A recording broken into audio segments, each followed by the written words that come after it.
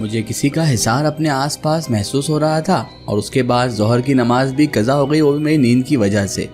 बहरहाल मेरे बच्चे जमाल को लाने का टाइम हो चुका था, इसीलिए मैं इन सारी बातों को नज़रअंदाज करते हुए जमाल को लेने के लिए स्कूल से निकल गई।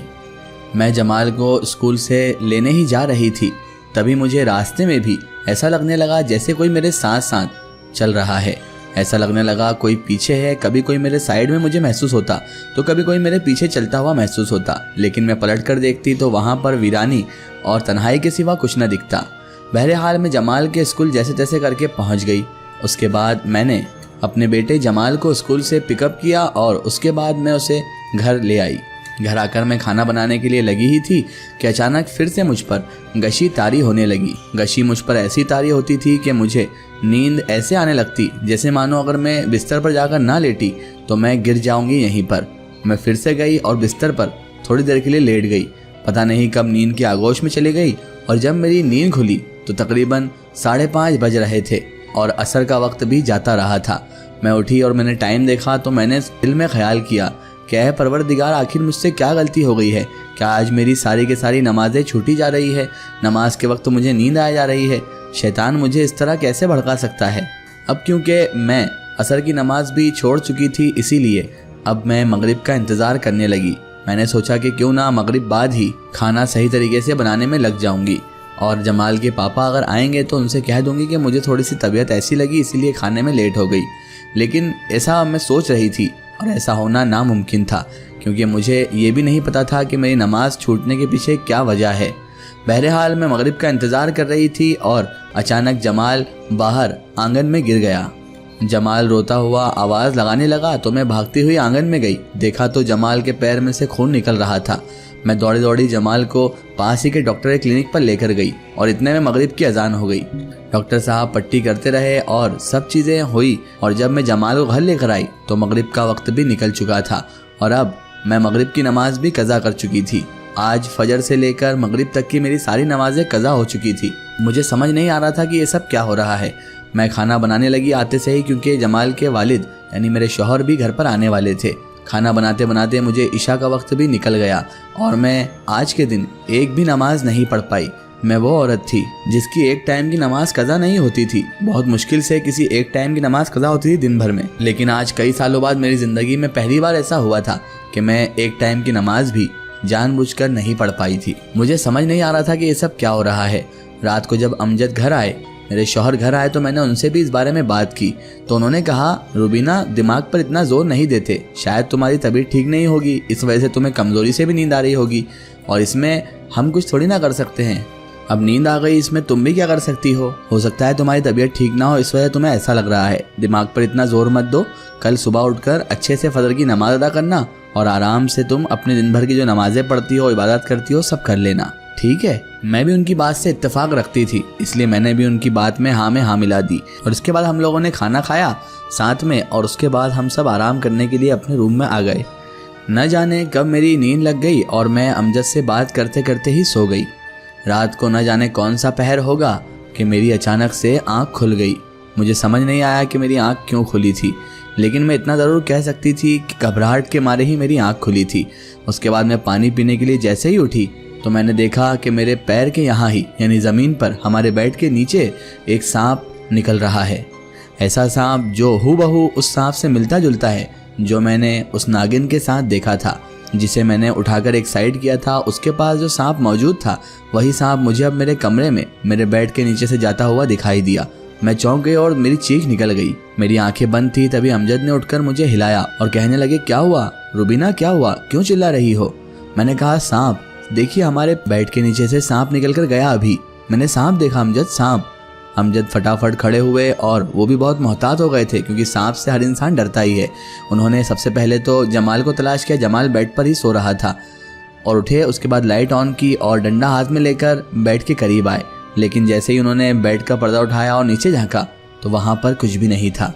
और उन्होंने मुझे कहा, शायद रुबीना तुमने कोई डरावना सपना देख लिया है, खामखाई रात को तुमने नींद खराब की और ऊपर से मुझे डरा भी दिया। यहाँ तो कोई सांप वाप है नहीं। मैंने कहा, नहीं, आप कमरे में अच्छे से चेक कीजिए, हो ना हो यहाँ पर सांप ज़रूर मौजूद है। अमजद ने पूरा कमरा छान मारा, लेकिन सांप का कहीं नामो निशान नहीं था और मुझे अपने आप पर ताज्जुब हो रहा था कि मैंने कोई सपना देखा था क्या। अमजद आया और अमजद ने कहा कि रुबीना देखो, तुम थोड़ा कम दिमाग पर ये सब चीज़ों का जोर डाला करो, क्योंकि तुम दिन भर इन बारों में सोचते रहती हो, तो हो सकता है तुम्हें ऐसा ख्वाब दिखा हो और तुम ख्वाब में ही उठकर चिल्लाने लग गई हो। मुझे भी लगा कि हो सकता है शायद कि ये ख्वाब ही हो, क्योंकि अब सांप ना मिलना कमरे में और मुझे दिखना ये कोई मामूली बात तो थी नहीं। मैंने कहा ठीक है अमजद, सॉरी, मैंने आपकी भी नींद खराब की। उन्होंने कहा कोई बात नहीं, चलो अब आराम से सो जाओ, फिर तुम्हें फजर में उठना भी तो है। मैंने घड़ी की तरफ निगाह मारी तो ये वक्त 2 बजे के करीब का था। उसके बाद मैंने सोने की लाख कोशिश की, लेकिन मुझे नींद नहीं आ रही थी। मैं घड़ी को देखती, कभी अपने बेड के नीचे वापस देखने लगती, लेकिन अब कोई सांप भी नहीं दिख रहा था और वक्त था जो गुजरता जा रहा था। ऐसे करते करते तकरीबन 3:30 बज चुकी थी, लेकिन नींद का नामो निशान नहीं था। मैं यही सोच रही थी कि अब शायद मुझे नींद नहीं आएगी और आज तो मैं फजर की नमाज़ पढ़ ही लूँगी, लेकिन फिर वही हुआ। फजर की नमाज के पहले ही 4 बजे के करीब मुझे ऐसी गशी तारी हुई कि मैं नींद के आगोश में समाती चली गई और मेरी नींद ऐसी लगी कि सुबह सीधे 9 बजे ही खुली। जैसे ही मेरी आंख खुली मैंने घड़ी पर नज़र मारी तो 9 बज रही थी। मैं हड़बड़ाकर उठी और मैंने जाकर किचन में देखा तो आज फिर कल की ही तरह अमजद बेचारे नाश्ते की तैयारियां कर रहे थे, लेकिन आज मैं कल के मुकाबले जल्दी उठी थी, इसलिए मैंने उन्हें काम नहीं करने दिया। मैंने कहा अमजद, आपने आज फिर मुझे नहीं उठाया। तो अमजद बोले कि रात को तुमने वो अजीबोगरीब ख्वाब देखा था, उसके बाद तुम्हें नींद नहीं आई होगी, हो सकता है तुम इसलिए सो रही हो, इसलिए मैंने तुम्हें परेशान करना सही नहीं समझा और मैं खुद किचन में आ गया। लेकिन तुम तो तुम ही हो, तुम उठकर आ ही गई आखिर। मैंने कहा ठीक है आप जाइए, मैं आप दोनों के लिए नाश्ता बनाकर लाती हूँ। उसके बाद मैं नाश्ते की तैयारियां करने लगी, लेकिन मुझे अब एक फिक्र सताने लगी थी कि मेरी नमाजें आखिर क्यों कज़ा हो रही हैं, मैं नमाज क्यों नहीं पढ़ पा रही हूँ। आखिर ऐसा क्या हो गया है कि मुझे नमाज के वक्त ही नींद की गशी तारी होती है, क्योंकि अब ये मामूली बात नहीं थी। कल का दिन तो ऐसे तैसे मैंने नज़रअंदाज कर दिया था, लेकिन आज फिर वही हुआ। जो मैं हर रोज़ फजर के वक्त उठ जाया करती थी, आज मेरी नींद सीधे 9 बजे खुली है। आखिर ऐसा कौन सा मर्ज लग चुका था जो मुझे नमाज से दूर करते जा रहा था। ये कोई अच्छी बात नहीं थी, इतना तो मैं समझ चुकी थी, लेकिन अमजद को बताना भी ठीक बात नहीं थी, क्योंकि अमजद 2 बार मुझे समझा चुके थे कि तुम दिमाग पर जहनी दबाव बहुत रखती हो, इस वजह से तुम्हारे साथ ये सब हो रहा है, इसलिए उन्हें बताना फिजूल था। बहरहाल दोनों के लिए नाश्ता बनाते बनाते मैं इसी कश्मकश में उलझी हुई थी। उसके बाद मैं नाश्ता बनाकर डाइनिंग टेबल पर ले गई और वहाँ पर बैठकर हम तीनों ने साथ मिलकर नाश्ता किया। अमजद जमाल को लेकर ऑफिस के लिए निकल गए, जमाल स्कूल चला गया था और अमजद भी ऑफिस चले गए थे और अब मैं घर में अकेली थी और कल ही की तरह मुझे आज भी किसी का एहसास अपने आसपास महसूस हो रहा था। हो ना हो ऐसा लग रहा था जैसे कोई ना कोई मेरे अलावा इस घर में अभी मौजूद है और वो मुझ पर नज़र भी रखे हुए है। मुझे अब घर में बहुत डर लगने लगा था। मैं आयतल कुर्सी का विर्द करते करते ही सारे काम कर रही थी। तकरीबन 12:30 बजे का वक्त था और कल की तरह मुझ पर फिर से नींद की गशी तारी हो गई और मैं सो गई और वही 3 बजे मेरी आंख खुली। अब मुझे अपने आप पर और इन सब चीज़ों पर गुस्सा आने लगा था कि आखिर मैं नमाज क्यों नहीं पढ़ पा रही हूँ और आखिर क्या वजह है, कौन सी ऐसी बला है, कौन सी ऐसी चीज़ है जो मुझे नमाज से रोके हुए है और मुझे इबादत से दूर करते जा रही है। बहरहाल 3 बजे के बाद मुझे जमाल को लेने के लिए निकलना पड़ता था और आज मैं फिर से 3 बजे उठी थी। संभलते संभलते 3:30 बज गई और फिर जमाल को लेने के लिए निकल गई। रास्ते में आज मुझे एक अजीब सा मंजर दिखा। आज जब मैं जमाल को स्कूल से लेने जा रही थी तब मुझे रास्ते में वही सांप रोड पर रेंगता हुआ दिखाई दिया और वो सांप पता नहीं क्यों पर मुझे पलट पलट कर देख रहा था। मुझे कुछ ना कुछ शक हुआ कि हो ना हो इस सांप से कुछ ना कुछ ताल्लुक तो जुड़ा हुआ है और हो ना हो कि मेरे साथ इसका कोई ताल्लुक जुड़ चुका है जिस वजह से ये मुझे बार बार दिखाई दे रहा है। लेकिन कल रात की तरह वो आज गायब नहीं हुआ था, बल्कि मेरे साथ साथ ही आगे आगे चले जा रहा था। मुझे समझ नहीं आ रहा था कि ये सांप आखिर क्यों मेरा पीछा कर रहा है या मेरे साथ है, लेकिन मैं उससे खौफज़दा नहीं हो रही थी। आमतौर पर अगर इंसान को सांप दिखता है तो इंसान खौफज़दा हो जाता है, लेकिन मुझे इस सांप से बिल्कुल भी डर नहीं लग रहा था। उसके बाद मैं जमाल के स्कूल पहुंच गई और फिर मैं उसे लेकर अपने घर आ गई। घर आकर मैं सीधे काम में लग गई और मैंने सोच लिया था कि आज कितनी भी नींद आ जाए मैं मुसल्ले पर जाकर ही बैठ जाऊंगी, भले ही फिर मैं मुसल्ले पर ही क्यों ना सो जाऊं। उसके बाद जैसे ही असर का वक्त करीब आया मुझे नींद की गशी आने लगी, लेकिन मैं ठान चुकी थी और मैं नींद की गशी की हालत में ही मुसल्ले पर जाकर वज़ू बनाकर बैठ गई थी। अब मुसल्ले पर जाते ही मेरी नींद पता नहीं कहाँ गायब हो गई और मैंने सुकून से आयतल कुर्सी का विर्द किया और असर की अजान जैसे ही हुई मैं नमाज के लिए खड़ी हो गई।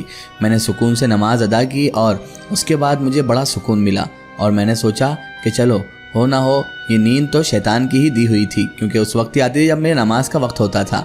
बहरहाल मैंने नमाज अदा की, उसके बाद मैं काम में लग गई। मैंने खाना बनाया, मगरिब का वक्त हुआ, मगरिब की नमाज भी मैंने अच्छे से अदा कर ली।